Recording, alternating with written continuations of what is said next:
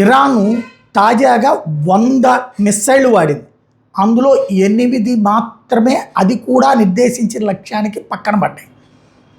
ఇది ఇరాన్ యొక్క క్యాపబిలిటీని తెలియజేస్తుంది.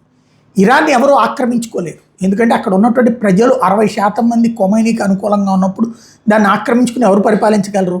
అదే సందర్భంలో ఇరాన్ చేస్తున్నటువంటి ఉగ్రవాద సంస్థల వ్యవహారాల్ని ప్రోత్సహించదు కూడా ఏ దేశం కూడా. పోనీ ఇరాన్ ఏమైనా గొప్ప పని చేస్తుందా అంటే ఉన్మాద చర్యల్ని ప్రోత్సహిస్తూ వస్తుంది. యూదు జాతి అంతం ఒక జెనోసైడ్ వైపు దిశగానే అడుగులు వేస్తుంది. వాళ్ళ దగ్గర ఉన్నటువంటి ఆంక్షలు, వాళ్ళ మీద ఉన్నటువంటి ఆంక్షల కారణంగా ఆధునిక వార్ఫేర్లో తట్టుకోగలిగినటువంటి శక్తి వాళ్ళకి లేదు.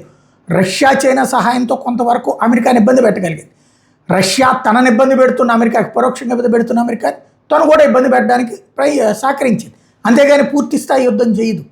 అదే సందర్భంలో చైనానైనా అంతే. అమెరికాని దెబ్బతీయడానికి కావాల్సిన సహకారం అందిస్తుంది. ఇప్పుడు ఉక్రెయిన్ అడ్డుపెట్టి రష్యాను దెబ్బతీయడానికి అమెరికా ఎట్లా ప్రయత్నించిందో, ఇరాన్ అడ్డుపెట్టి అమెరికాని దెబ్బతీయడానికి అంటే ఉక్రెయిన్ని అడ్డుపెట్టి రష్యాని దెబ్బతీయడానికి అమెరికా ప్రయత్నించింది. ఇరాన్ అడ్డుపెట్టి అమెరికాని దెబ్బతీయడానికి ఇటు రష్యా కానీ చైనా కానీ ప్రయత్నిస్తాయి.